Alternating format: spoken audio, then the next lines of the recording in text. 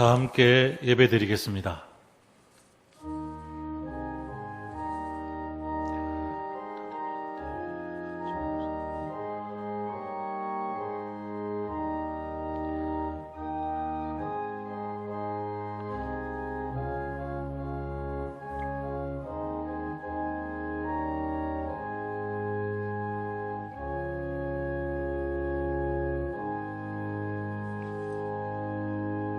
새 계명을 너희에게 주노니 서로 사랑하라. 내가 너희를 사랑한 것 같이 너희도 서로 사랑하라. 아멘.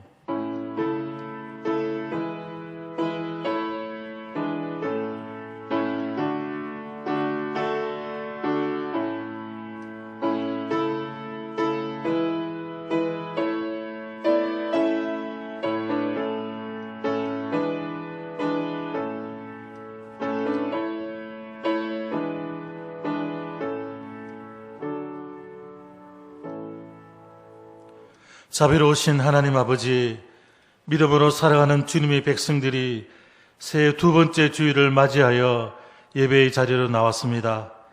이 시간 날마다 지키시고 인도하시는 주님의 크신 은혜와 사랑에 감사하는 마음으로 기쁨과 정성을 다해 예배드리오니 이 예배를 기쁘게 받아주시고 예배드리는 심령마다 주님의 평안으로 가득 채워 주시옵소서. 예수님 이름으로 기도드립니다. 아멘. 찬송가 621장입니다.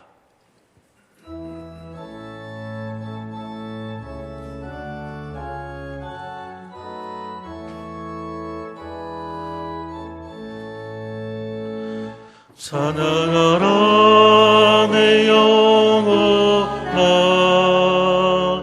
찬양하라 내 영혼아, 온 마음과 정성 다하여 주 찬양하라.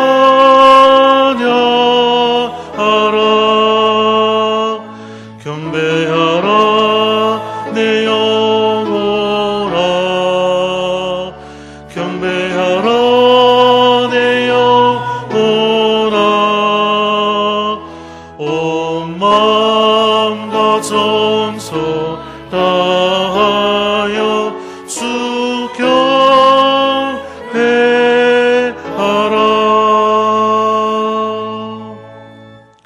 교동문 15번입니다.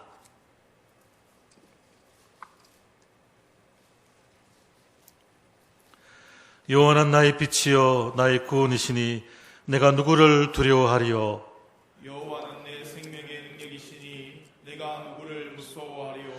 악인들이 내 살을 먹으려고 내게로 왔으나 나의 대적들 나의 원수들인 그들은 실족하여 넘어졌도다.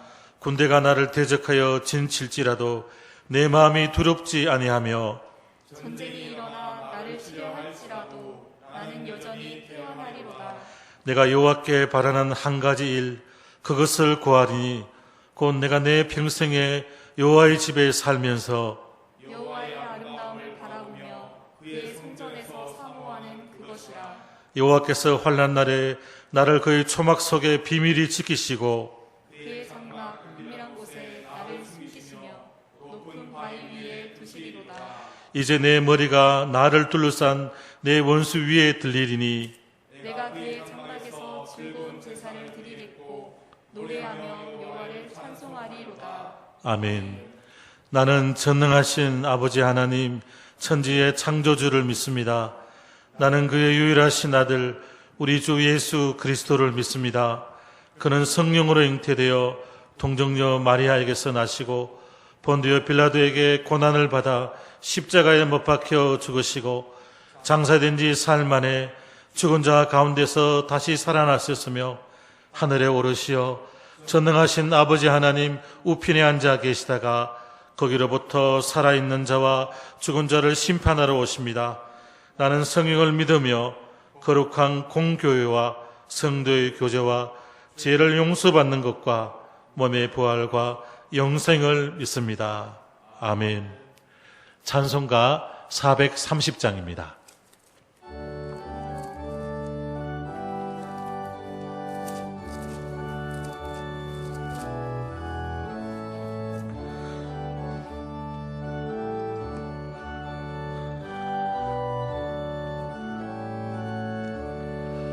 주와 같이 길 가는 것 즐거운 일 아닌가.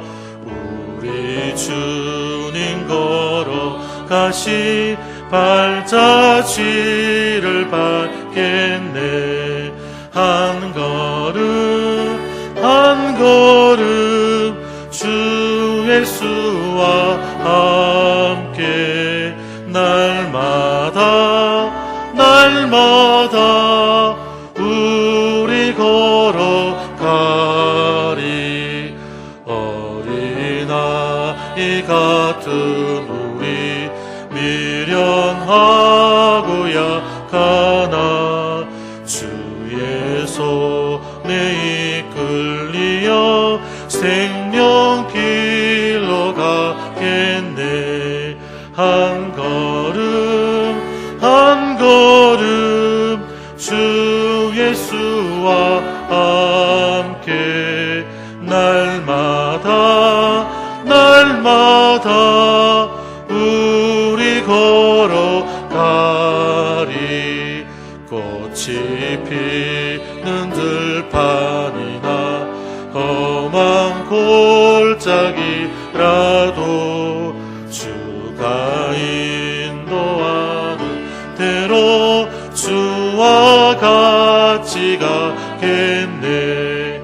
한 걸음 한 걸음 주 예수와 함께 날마다 날마다 우리 걸어가리.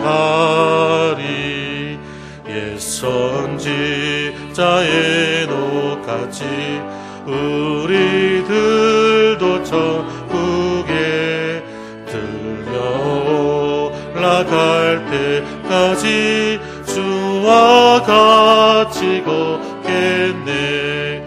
한 걸음 한 걸음 주 예수와 함께 날마다 날마다 우리 걸어가리.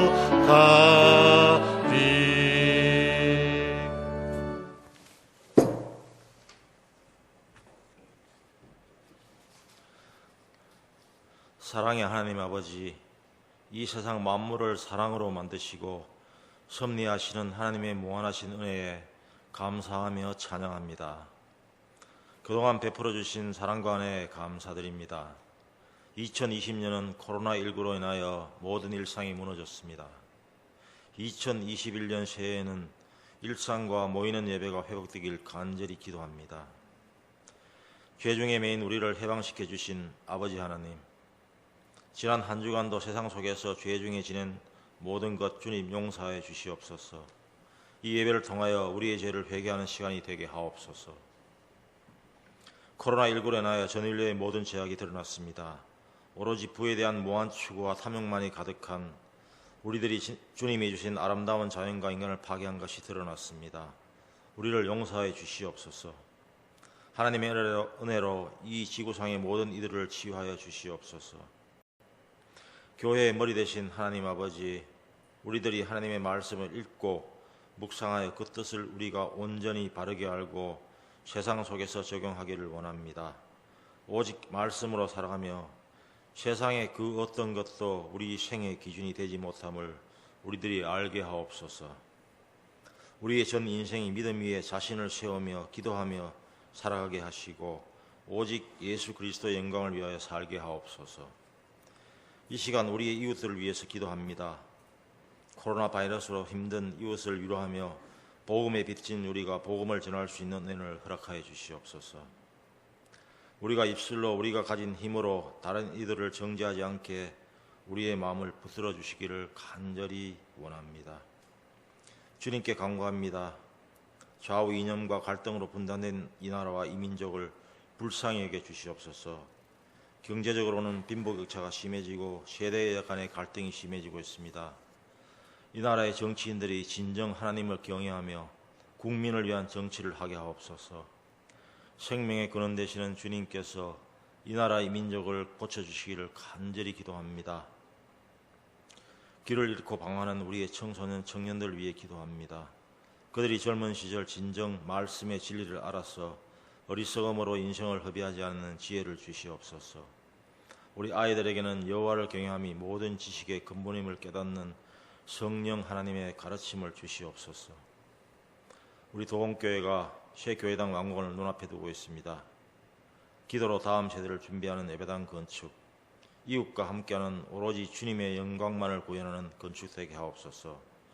우리의 지혜와 능력을 사용하시는 하나님 아버지, 예배당 건축의 외적인 부분뿐만 아니라 내적인 부분에도 우리들이 가진 지혜와 능력을 잘 활용하여 합력하여 선을 이룰 수 있기를 간절히 원합니다. 오늘 모이는 예배와 삶 속에서 드리는 우리의 흩어지는 예배로 인하여 주님 영광 받아옵소서. 이 시간 말씀을 선포하시는 목사님에게 성령 하나님 함께하사 우리로 하여금 구원의 진리를 깨닫게 하여 주시옵소서. 우리 주 예수 그리스도의 이름으로 기도드리옵나이다. 아멘.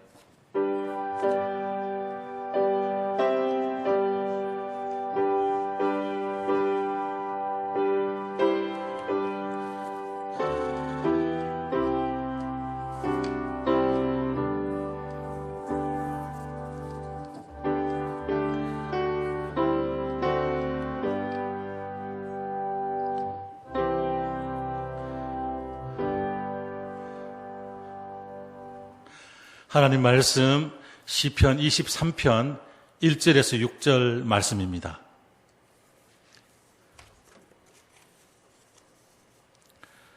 함께 읽겠습니다. 여호와는 나의 목자시니 내게 부족함이 없으리로다. 그가 나를 푸른 풀밭에 누이시며 실만한 물가로 인도하시는도다. 내 영혼을 소생시키시고 자기 이름을 위하여 의의 길로 인도하시는도다. 내가 사망의 음침한 골짜기로 다닐지라도 해를 두려워하지 않을 것은 주께서 나와 함께 하심이라. 주의 지팡이와 막대기가 나를 안위하시나이다. 주께서 내 원수의 목전에서 내게 상을 차려주시고 기름을 내 머리에 부으셨으니 내 잔이 넘치나이다. 내 평생의 선하심과 인자하심이 반드시 나를 따르리니 내가 여호와의 집에 영원히 살리로다. 아멘.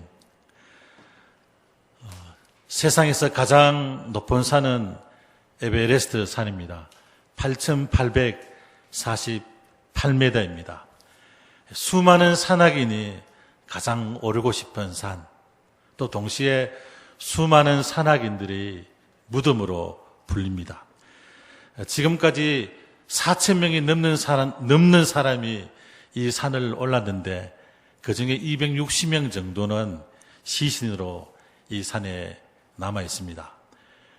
죽음의 구간이나 불리는 이 8,000m 이상에는 아직도 이 시신들이 널려 있어서 이후에 등반하는 사람들의 이정표가 되기도 합니다. 이 에베레스트 산을 오르는 산악인들에게 물었습니다. 이 산을 오를 때 꼭 필요한 게 있다면 무엇입니까? 가장 중요한 것이 무엇입니까? 한결같이 이렇게 대답합니다. 좋은 셀파가 필요하다. 좋은 안내자가 필요하다는 말씀입니다. 우리 삶의 여정은 어떤 면에서는 이 에베레스트를 등반하는 것보다 더 힘든 여정입니다.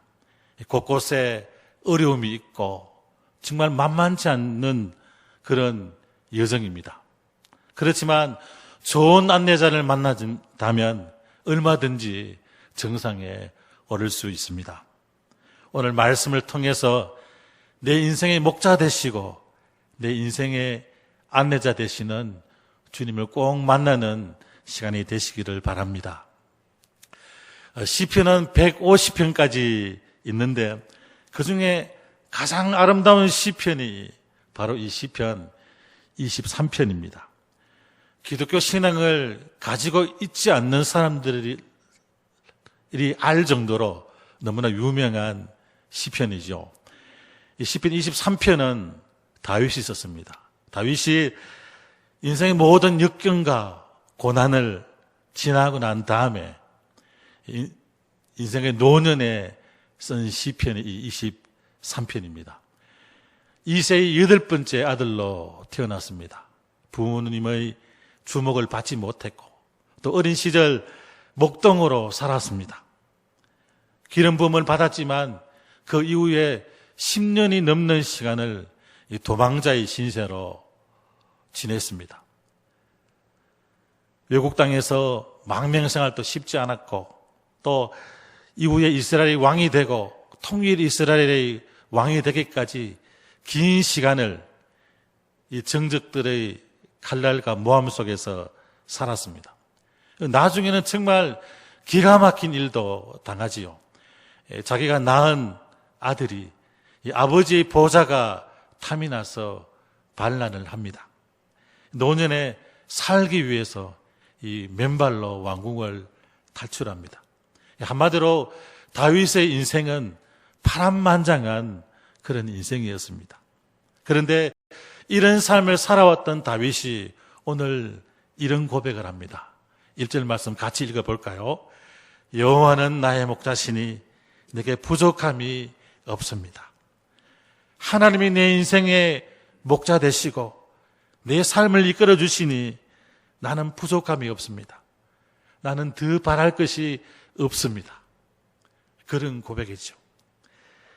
인생의 수많은 고난과 어려움을 다 겪고 난 뒤의 고백이라서 그런지 조금 더 감동이 되는 것 같습니다. 이렇게 하나님이 내 인생의 목자 되시고 나를 인도해 주시는 사람, 그 사람이야말로 행복한 사람이고 그 사람이야말로 정말 부자가 아닐까요?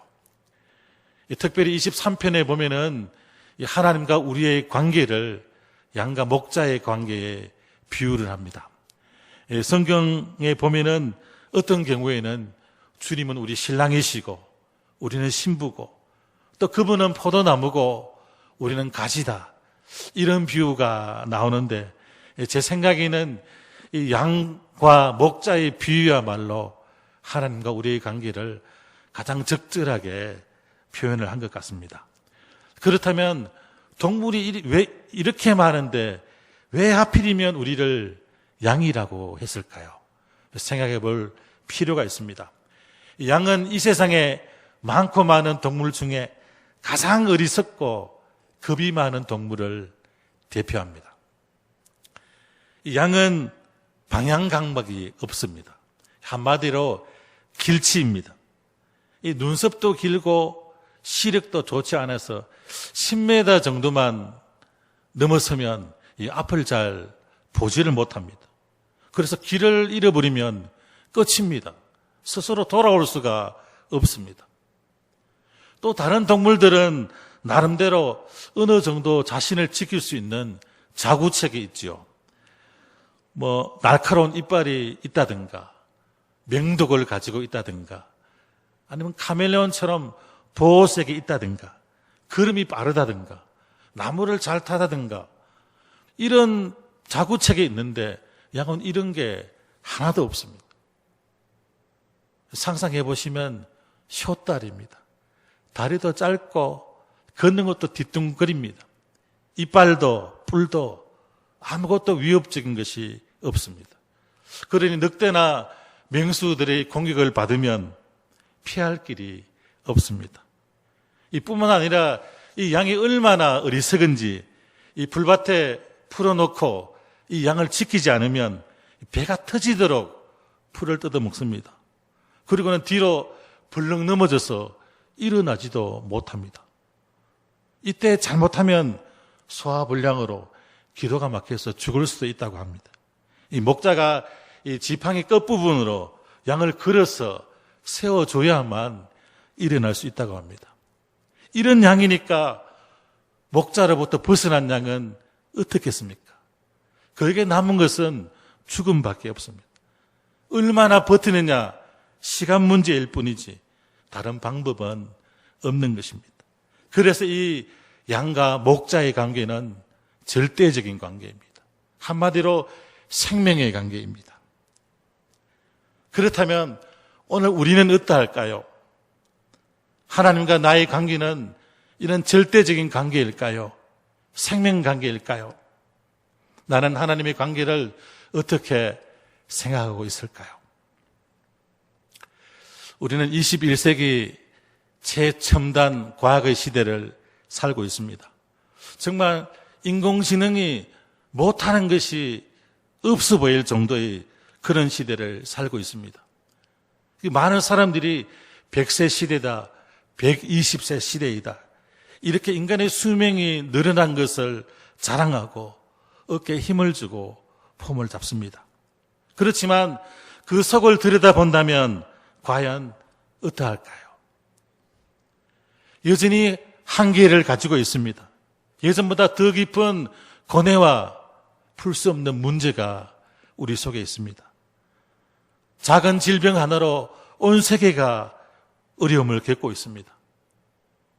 모든 것을 가지고 있는 것처럼 보이고 모든 것을 해결할 수 있는 것처럼 보이지만 사실은 우리 인간이 할 수 있는 것이 아무것도 없습니다. 여전히 공허하고 허탈하고 여러 가지 문제와 질병에 시달립니다. 그러다가는 마침내 죽음 앞에 서게 되죠. 이게 해 아래 사는 인생들의 결론입니다. 그래서인지 우리의 이런 연약함과 답답한 현실을 본다면 오늘 이 말씀은 가장 적절한 말씀이 됩니다. 목자의 도움이 없는 양의 존재는 생각할 수 없습니다. 양에게 목자가 없으면 그것은 사는 것이 아니라 죽는 것입니다. 이 양의 처지가 우리가 꼭 같다는 말씀입니다. 이 다행스럽게도 해 아래 사는 인생의 이런 절망과 방황, 고통, 이것을 끝낼 수 있는 유일한 길이 있습니다. 거기는 바로 우리 구주 예수 그리스도입니다.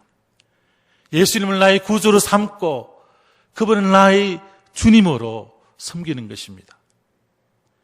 내가 내 삶의 주인 된 자리를 내려놓고 선한 목자 되시는 전능하신 하나님, 그분을 나의 목자로 삼는 것입니다. 그럴 때에만 인생의 모든 고통과 염려와 수고와 근심, 방황은 종지부를 찍을 수 있습니다. 그때에만 비로소 다윗이 했던 이 고백이 우리의 고백이 될 수 있습니다. 여호와는 나의 목자시니 내게 부족함이 없습니다. 물론 사람이 열심히 사는 것은 굉장히 중요합니다.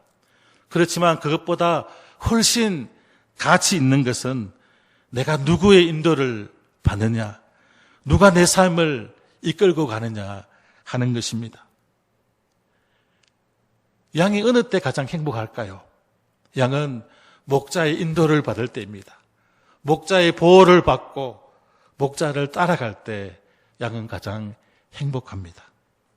그때 우리가 가장 풍성한 삶, 소망이 있는 삶, 부족함이 없는 그런 삶을 살 수 있습니다.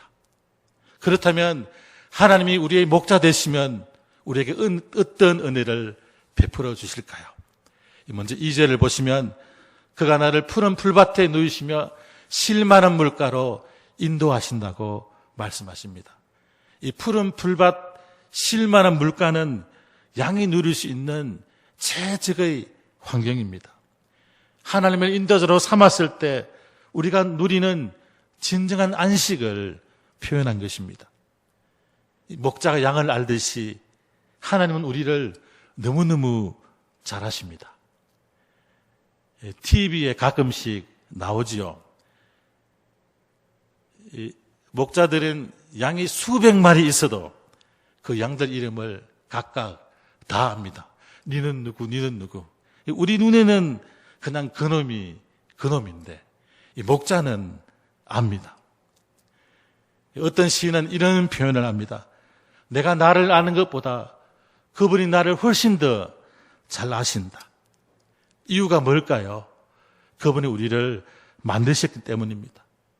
그래서 어디가 약하고 어디가 부족한지를 잘 아시죠. 우리 안고 일어섬을 아시고 멀리서도 내 생각을 밝게 아시고 내 모든 길과 나의 눕는 것도 아시고 심지어는 우리의 머리털까지 다 세시는 분이 바로 우리 하나님이십니다. 그래서 2절 말씀에 제일 중요한 단어를 하나 찾아본다면 누이다는 단어입니다. 이 누울 수 있는 동물은 몇이 없지요. 이 동물의 왕국 같은 데 보면은 맹수의 왕, 이 먹이 사슬의 최고 꼭대기에 있는 사자나 호랑이 같은 정말 대단한 동물들 외에는 잘 눕지를 못합니다. 이 연신 주변을 살펴야 합니다. 보시락 소리만 나도 공격을 받을까봐 노심초사하는 것이 이 대부분의 동물들의 모습입니다. 어쩜 이렇게 우리 인간의 모습과 흡사한지 모릅니다. 그래서인지 사람들은 이 땅에서 끊임없이 안식을 찾습니다. 좀 센 보험에 들기도 하고 좀 더 좋은 집을 찾기도 하고 나름대로 평안을 찾고자 분주합니다. 그렇지만 이 모든 것은 다 헛수고입니다. 왜냐하면 참 평안은 하나님의 인도와 보호를 받을 때 주어지는 것이기 때문입니다. 아기가 엄마 품에 안겨 있듯이 참 목자 대신 주님으로 인해서 이 안식과 평안이 주어지기 때문입니다. 그러니 무엇보다 우리 인생에 필요한 것은 세상의 그 무엇이 아니라 목자 되시는 하나님의 인도하심입니다. 이것을 잘 아셔야 됩니다. 그래서 교회만 다니는 종교인이 아니라 예수님이 정말 내 목자 되셔서 내 인생의 안내자가 되셔서 그분의 보호하심과 인도함을 받는 그런 은혜를 누리는 성도들이 다 되시기를 바랍니다. 이 두 번째는 하나님이 내 목자 되시면 3절에 내 영혼을 소생시키시고 자기 이름을 위하여 의의 길로 인도하신다고 하셨습니다. 이 앞에 2절에 나오는 안식이 육적인 안식이라면 이것은 영적인 안식, 영적인 평안입니다. 인간은 영적으로도 안식이 필요합니다. 왜냐하면 우리는 육적인 존재만이 아니기 때문이죠. 먹고 마시고 등 따시고 배부르다고 우리 인생이 끝나는 것이 아닙니다. 아직 영적인 문제가 남아 있습니다. 보통 이런 영적인 갈급함, 배고픔은 잘 못 느끼죠. 완전히 채워져 본 적이 별로 없기 때문입니다. 대체적으로 이런 영적으로 공고하고 배고플 때 이것이 어떤 식으로 나타나느냐 하면은 공허함으로 나타납니다. 뭔가 내 안에 채워지지 않는 갈증이 있습니다. 그래서 예수님을 만난 우물가의 여인처럼 이것저것으로 채우고자 합니다. 마치 목이 마를 때 탄산수를 마시는 것처럼 들이켜보지만 답이 없죠. 잠깐은 갈증이 가실지 모르지만 다시 목마릅니다. 더 목말라집니다. 그러니 우리는 이 육체적인 충족뿐만 아니라 영적인 갈급함과 이 배고픔도 당연히 해결해야만 합니다. 그러면 이런 영적인 갈급함, 배고픔은 어떻게 채워질까요? 무엇을 통해 이것이 회복될까요? 여러 가지 경로가 있겠지만 대체적으로 오늘 우리가 함께 드리는 이 예배 시간을 통해서 이루어집니다. 오늘 함께 예배를 드리면서 뭔가 느껴지는 것이 없으신지요? 우리가 정말 건강하고 행복한 삶을 살기 위해서는 예배가 반드시 필요합니다. 이런 이야기가 있죠. 사람은 밥심으로 살지만 그리스도인은 예배의 힘으로 산다. 이 말에 동의를 하십니까?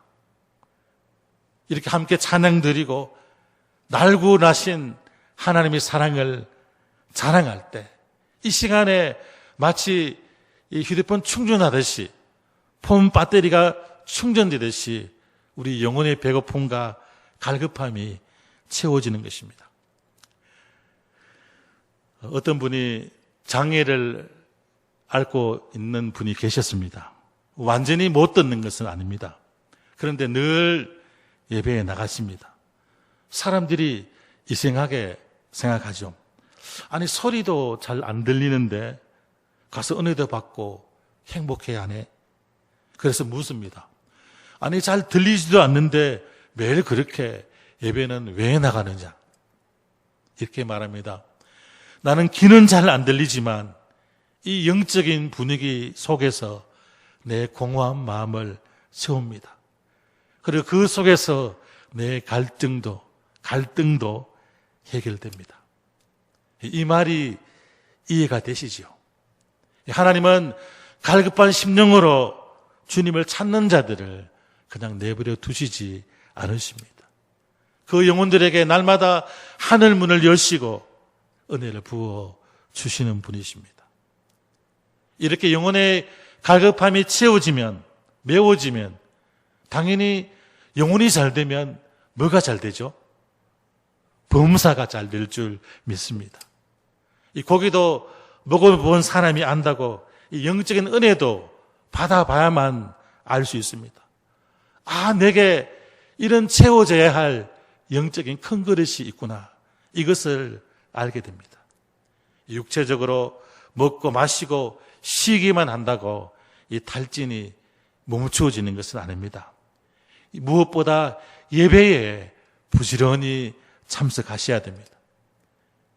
대면 예배는 물론이고 오늘 드리는 이 비대면 예배도 철저하게 정해진 시간을 지키고 예의와 정성을 다해서 참여하셔야 됩니다. 그래서 새해부터는 이 예배를 통해 부어주시는 하나님의 축복과 은혜를 통해서 우리 성도 여러분들의 영적인 충전과 회복을 마음껏 누리시는 그런 성도들이 다 되시기를 바랍니다. 이 세 번째는 우리 4절 말씀을 같이 읽겠습니다. 내가 사망의 음침한 골짜기로 다닐지라도 해를 두려워하지 않을 것은 주께서 나와 함께 하심이라. 주의 지팡이와 막대기가 나를 안위하시나이다. 아멘. 나는 양은 너무도 연약한 존재이고 자구책이 없으니까 곳곳에 적들 뿐입니다. 늘 두려움에 떨 수밖에 없습니다. 우리 인생이 그렇지 않습니까? 무엇을 먹을까? 무엇을 입을까? 병에 걸리면 어떨까? 실패하면 어떨까? 이런 여러 가지 두려움이 날마다 우리를 잡고 있습니다. 그렇지만 이런 두려움 속에서도 선한 목자 되신 하나님이 나와 함께 하신다. 이 확신이 있다면 그 두려움으로부터 벗어날 수 있습니다. 주의 지팡이와 막대기가 나를 지켜주시기 때문입니다. 실제로 이 시를 쓴 다윗도 목동이었습니다. 이 사실을 너무너무 잘 알았습니다. 조금 답답한 소리 같지만 많은 그리스도인들이 하나님이 나를 보호하시고 지키시는 이 보호와 인도의 축복을 잘 모릅니다. 그렇지만 조금만 우리 영적인 눈이 열린다면 언제나 나와 함께 하시는 하나님을 볼 수 있습니다. 성경에 그런 구절이 있지요. 내 부모는 너를 버릴지라도 나는 너를 버리지 않겠다. 이 가끔 정신없는 부모는 자식 사고 내서 보험금을 타기도 하지요. 그러나 하나님은 결코 나를 놓지 않으시는 분이십니다. 한 여성분이 시력이 좋지 않아서 수술을 했는데 잘못되어서 실명을 하게 되었습니다. 오랜 병원 생활 끝에 퇴원을 했습니다. 장애가 있지만 먹고 살아야 되니까 직장에 출근을 했습니다.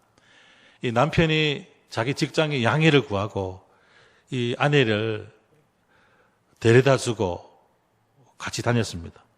시간이 한참 지나고 난 어느 날 이 남편이 갑자기 아내에게 말합니다. 이제 내가 내일부터 당신을 못 때려주겠다. 언제까지 당신이 나만을 의지할 수 없다. 나도 내 일이 있으니까 이제부터는 당신 스스로 했으면 좋겠다. 이 아내가 이 남편의 말에 수긍은 되었지만 속이 너무너무 상했습니다. 너무너무 서운했습니다. 아니 벌써 찢었단 말인가. 이런 생각을 하다가 홀로 서야 되겠다는 도끼를 품고 길을 나섰습니다. 넘어지고 부딪히고 눈물을 흘렸습니다. 이 보름쯤 지난 어느 날 버스를 탔는데 이 운전기사 아저씨가 이런 말을 합니다. 아, 부인은 정말 좋겠다. 저렇게 훌륭한 남편을 두어서. 이게 무슨 말일까요? 남편이 계속해서 뒤를 따라다닌 것입니다. 이 아내가 버스를 타면 같이 타고 앉으면 뒷자리에 앉고 내리면 함께 내리고 또 아내가 직장에 들어가는 것을 보고 난 다음에 그때서야 남편 자기 직장에 간 것입니다. 감동이 안 되십니까? 어떤 성도가 너무너무 힘이 들어서 철야 기도를 하다가 새벽 기도에 나왔습니다. 갑자기 입에서 튀어나온 말이 하나님 어젯밤에 잘 주무셨습니까? 그랬더니 하나님 음성이 들렸다고 합니다. 나 한숨도 안 잤다. 뭔 말인지 못 알아들으십니까? 시편 121편에 이스라엘을 지키시는 하나님은 졸지도 아니하시고 주무시지도 아니하신다. 아직도 이해가 안 되면 나중에 옆에 분에게 물어보시면 됩니다. 나와 함께 하시는 하나님을 향해 아직도 내 가슴이, 내 심장이 뛰지 않는다면 세상을 보는 눈은 있지만 하나님을 보는 영적인 눈은 아직 열리지 않은 것입니다. 하나님의 인도를 받으며 그분과 동행하는 삶이 얼마나 영광스러운지 내게 보게 해달라고 꼭 기도하는 성도들이 되시기를 바랍니다. 하나님은 나만 홀로 삶의 일선에 내보내놓고 그냥 구경만 하시는 하나님이 아니십니다. 우리 복잡한 문제와 사건, 고통과 어려움 가운데 이 삶의 한가운데 우리와 함께 하시는 하나님이십니다. 나의 하나님은 살아계신지 꼭 돌아볼 수 있기를 바랍니다. 이것을 깨닫는 것이 은혜이고 그 눈이 열리는 것이 축복입니다. 시편 23편은 푸른 초장에서 시작합니다. 사망의 음침한 골짜기를 지나고 하나님이 상을 차려주시는 잔치의 자리로 나아가고 여기서 끝나는 것이 아니라 마지막 목적지가 어디이죠? 하나님의 집. 이 마지막 6절 말씀을 같이 읽겠습니다.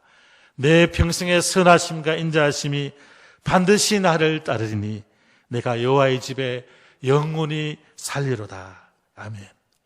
오늘 이 시인은 확신합니다. 하나님이 내 삶의 인도자가 되어서 한순간 한때가 아니라 평생 그 인자하심과 선하심이 나를 지키신다. 이런 확신이 있어자 결심을 합니다. 내가 여호와의 집에 영원히 거하겠습니다. 이 여호와의 집이 어디일까요? 이 예루살렘으로 옮겨진 하나님의 법궤를 안치했던 성막입니다. 지금으로 말하면 교회, 하나님의 마음과 시선이 머무는 것입니다. 좀 더 한 걸음 나아가서 특정적인 장소만이 아니라 우리 삶의 전 영역에서 하나님과 더 깊은 교제를 나누며 살겠다는 이 시인의 고백으로 보면 틀림이 없습니다. 하나님, 나는 평생 하나님과 함께 살겠습니다. 이런 고백입니다. 이 한치 앞을 모르는 게 인생입니다. 세울 것도 지킬 것도 많은 것이 우리 인생입니다. 하나를 세워두면 두 개가 무너지고 또 세워두면 또 구멍이 나고 코에 단내가 멈출 날이 없습니다. 그게 내가 지키는 인생의 모습입니다. 평안도, 안식도, 자유도, 행복도 없습니다. 그러나 우리 주님이 나의 선한 목자가 되시면 오늘 다윗과 같은 고백을 우리도 할 수 있습니다. 여호와는 나의 목자시니 내게 부족함이 없습니다. 이 가톨릭을 이끌었던 김수환 추기경의 묘비에도 이 구절이 적혀 있습니다. 물론 공동 번역으로 적혀 있는데 여호와는 나의 목자시니 내게 아쉬울 것이 없어라. 올 한 해도 내 평생에 하나님을 나의 목자로 모시고 그분의 인도함을 받으며 살아가는 복된 성도들이 다 되시기를 바랍니다. 하나님 아버지, 하나님이 나의 목자시니 내게 부족함이 없습니다. 무엇이 더 필요하겠습니까? 하나님만이 내 복이며 내 평생에 나를 지키시고 인도하시는 자이십니다. 언제 어디서나 이 하나님을 찬양하며 높이며 살아가는 성도들이 다 될 수 있도록 큰 은혜를 부어 주시옵소서. 예수님 이름으로 기도드립니다. 아멘. 찬송가 570장입니다.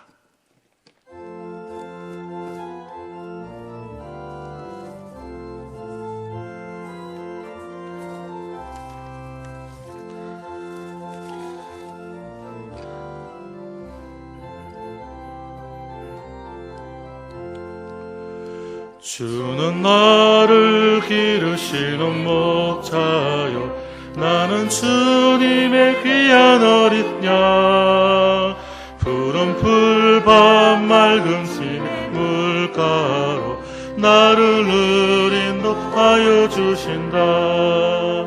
주는 나의 좋은 목자 나는 그의 어린 양 저를 따라 꼴을 먹여주시니 내게 부족함 전혀 없어라.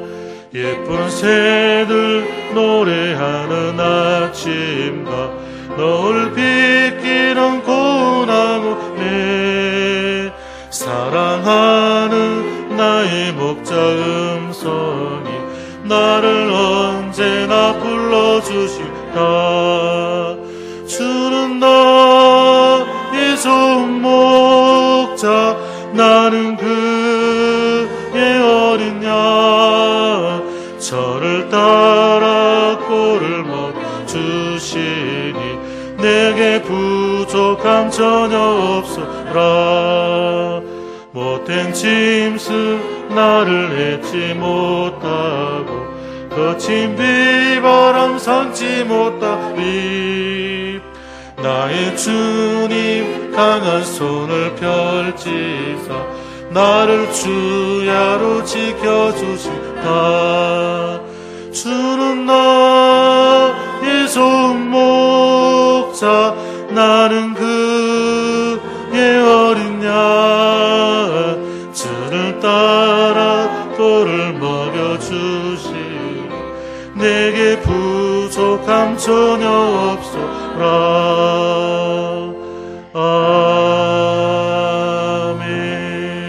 아멘. 다 함께 봉헌 드리겠습니다.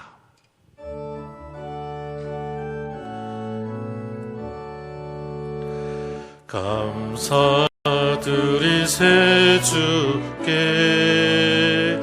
그의 선하심을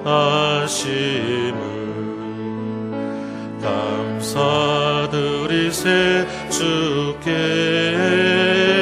그 인자하심을 감사드리세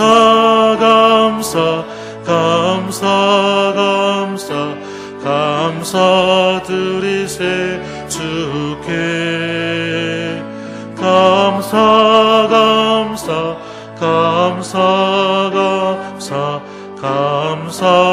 감사드리세 주께.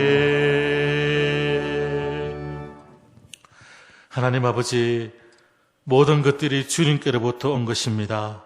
이 시간 마음과 정성과 간절한 기도 제목이 담긴 이 예물을 기쁘게 받아주시고 예물 드린 우리도 주님이 받으셔서 하나님 나라를 위해 크게 사용해 주시옵소서.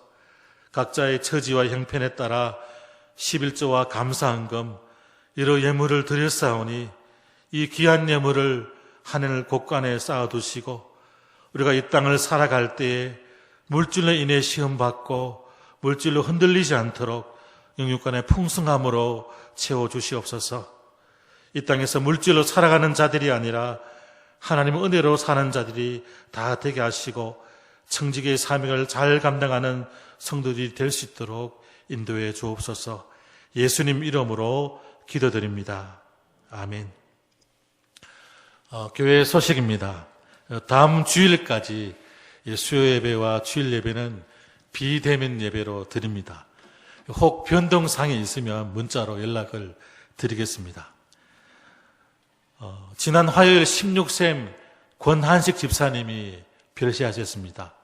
또 어제 9셈의 권준규 집사님 모친이 별세하셨습니다. 상당한 가정을 위해서 기도해 주시고 위로해 주시기 바랍니다. 원래 말씀 카드와 교회 수첩은 대면 예배 때 가져가시면 되겠습니다. 피해송 드리겠습니다.